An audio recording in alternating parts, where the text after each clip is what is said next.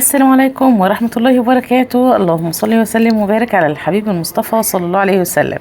ازيكم حبايبي، عاملين ايه؟ وبتكونوا بخير وفي احسن حال دايما. قبل ما نبدأ الفيديو بتاعنا اذكروا الله، ألا بذكر الله تطمئن القلوب، لا اله الا الله وحده لا شريك له. النهارده الفيديو بتاعنا يعني حبيت اشارككم فرحتنا كده وفرحة عيلة الرئيس.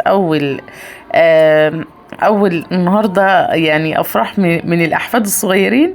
النهارده كاتبه كتاب بنت اخويا، وحبيت كده اشارككم بقى العيله والفرح كده. عندنا دي اختي، مش الصغيره، في اصغر منها.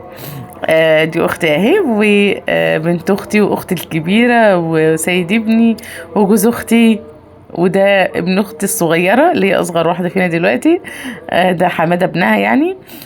حبيت كده يعني افرجكم على الفرح بتاعنا البسيط، البيت البسيط. يعني اقول لكم يعني بصوا، على قد ما البيت بتاع والدي ده بيت بسيط جدا هتشوفوه دلوقتي. ودي اخت الصغيره، وده كان ابنها، وده جوزها. حبيت اعرف يعني اوريكم العيله كلها كده. ودي حمات اخت مرات اخويا، حمات اختها. المهم ايه، افرجكم كده على البيت البسيط بتاعنا كده، وتفرحوا معانا، وتبقى ذكرى كتبان الكتاب والعيله كلها موجوده.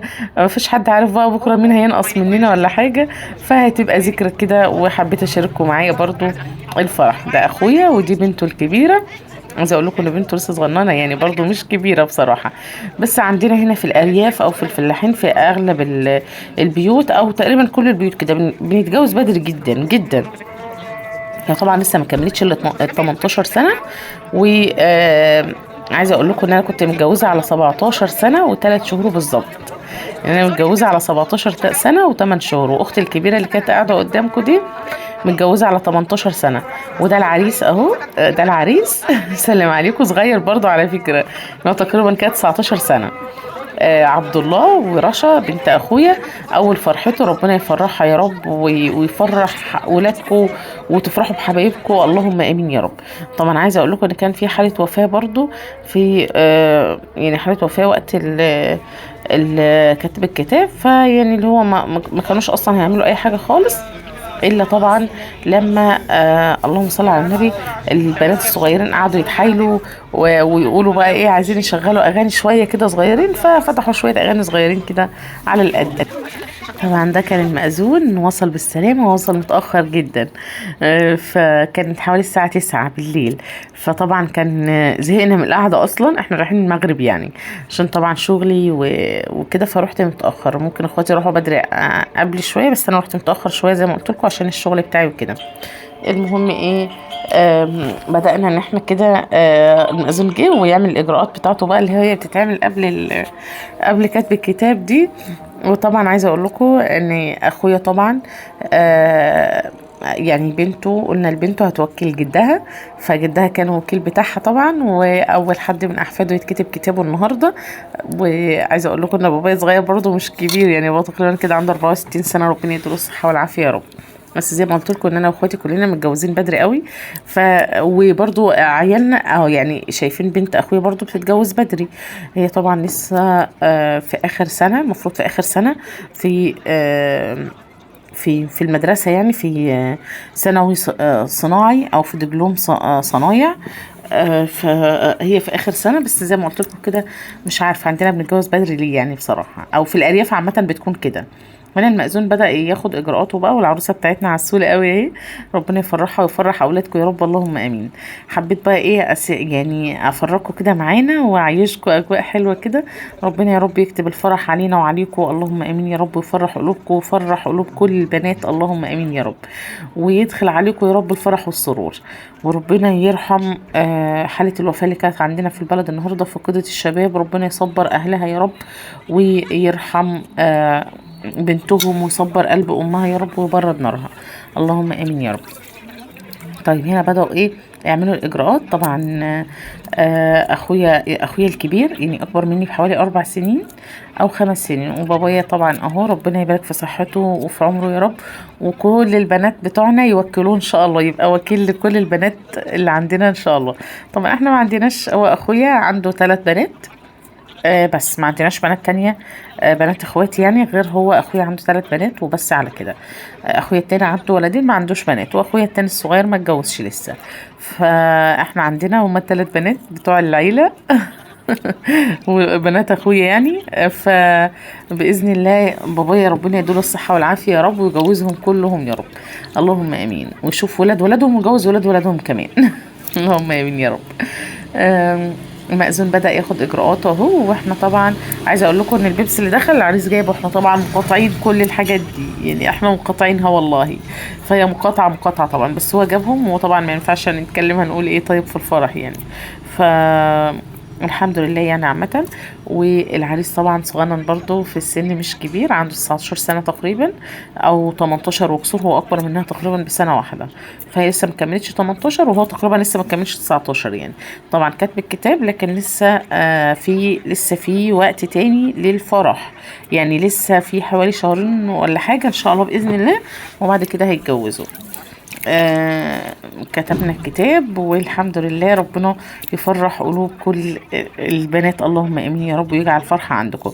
حبيت كده اشارككم الاجواء يعني، وهنسيب كده ايه هسيبكم تسمعوا بقى كتبان الكتاب كده مباشر على طول. فتحة لله والنبي كده الاول، محدش فيك كله يعمل ايده كده. صلى على رسول الله. كله فيك ايده. أعوذ بالله من الشيطان الرجيم. بسم الله الرحمن الرحيم. الحمد لله الذي جعل الزواج سنة من سنن الأنبياء والمرسلين، الذي يجب أن نقتدي بهم وأن نهتدي بهداهم، فقال: ولقد أرسلنا رسل من قبلك وجعلنا لهم أزواجا وذرية. وجعله آية من آياته في خلقه، فقال: ومن آياته أن خلق لكم من أنفسكم أزواجا لتسكنوا إليها وجعل بينكم مودة ورحمة، إن في ذلك لآيات لقوم يتفكرون.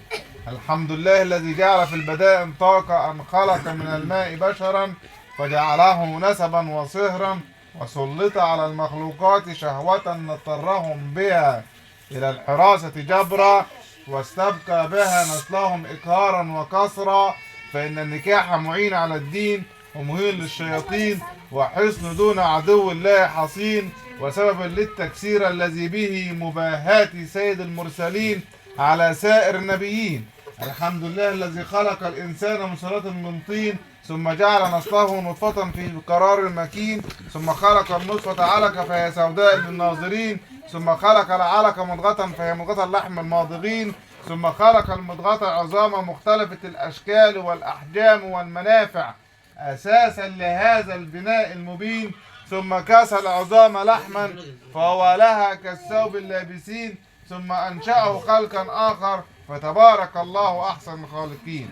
ولقد جعل الله سبحانه وتعالى زواج بني الإنسان بالإجابة وبالقبول وبشهادة الشهود وبالإشهار، لأن الله سبحانه وتعالى يشهد عقد بني الإنسان من فوق 7 سماوات، وتشهده الملائكة ويشهده الناس. وفي هذا ليحفظ الله سبحانه وتعالى على بني الإنسان عزتهم وكرامتهم، ويحفظ أعراضهم وأنسابهم وشرفهم، وليعلم الجميع بأن هذا زوج فلانة وبأن هذه زوج فلان. هنقول يا جماعة: نستغفر الله العظيم، استغفر الله العظيم، استغفر الله العظيم، تواب الرحيم، تبنا إلى الله، رجعنا إلى الله، سلمنا أمرنا لله، وندمنا على ما فعلنا، وعزمنا عزما أكيدا لا نعود المعاصي أبدا، وبرئنا من كل دين يخالف دين الإسلام، ونشهد أن لا إله إلا الله، أشهد أن لا إله إلا الله، وأن محمد عبده ورسوله. اللهم صل وسلم وبارك على سيدنا محمد.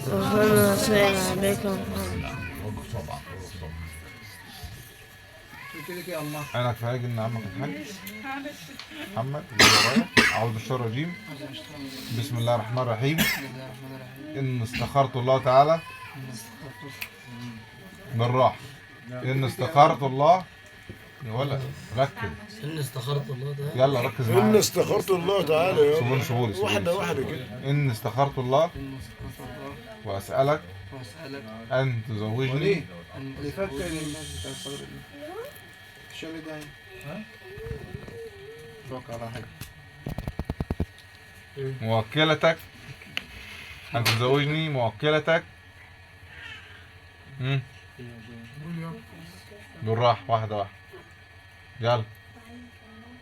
موكلتك موكلتك البكر البكر البالغة البالغة العاقلة العاقلة الرشيدة الرشيدة انا قلت ايه؟ الآنسة الآنسة رشا رشا السيد محمد سليم السيد محمد سليم لنفسي لنفس زواجا زواج شرعيا شرعي على كتاب الله على كتاب الله وسنة رسول الله وسنة رسول الله صلى الله عليه وسلم صلى الله عليه وسلم وعلى مذهب على مذهب الإمام الإمام الأعظم الأعظم أبو حنيفة أبو حنيفة بن نعمان النعمان وعلى الصداق على الصلاة المسمى المسلمة بيننا. أعوذ بالشر الرجيم، بسم الله الرحمن الرحيم. بالصلة وأنا استغفرت الله تعالى استغفرت الله تعالى وزوجتك وزوجتك موكلتي موكلتي البكر البكر البالغة البالغة العاقلة العاقلة الرشيدة الرشيدة الآنسة الآنسة رشا السيد محمد سليم رشا السيد محمد سليم زواجا زواج شرعيا شرعي على كتاب الله على كتاب الله وسنة رسول الله سنة رسول الله صلى الله عليه وسلم صلى الله عليه وسلم وعلى مذهب وعلى مذهب الإمام الأعظم الإمام الأعظم أبو حنيفة أبو حنيفة بن نعمان أبو حنيفة النعمان وعلى الصداق على الصلاة المسمى المسمى بيننا. بيننا قبلت منك منك زواجها زواجها لنفسي لنفسي زواجا زواجا شرعيا شرعيا على كتاب الله على كتاب الله وسنة رسول الله وسنة رسول الله صلى الله عليه وسلم صلى الله عليه وسلم وعلى مذهب على مذهب الإمام الأعظم الإمام الأعظم أبو حنيفة أبو حنيفة بن نعمان النعمان وعلى الصداق على الصلاة المسمى المسمى بيننا. بيننا. هندعي بالدعاء النبي صلى الله عليه وسلم والصلاة دي يا جماعة. بارك الله لكما بارك الله لكما بارك عليكما بارك عليكما وجمع بينكما في خير. ومن في بارك خير الله لكما بارك الله بارك لكما عليكما وجمع بينكما في خير. وجمع بينكم في بارك خير الله لكما بارك الله بارك لكما عليكما بارك وجمع عليكما بينكما في خير. وجمع بينكم في خير. العروس بس يا بس يا ألف مبروك يا عم. السلام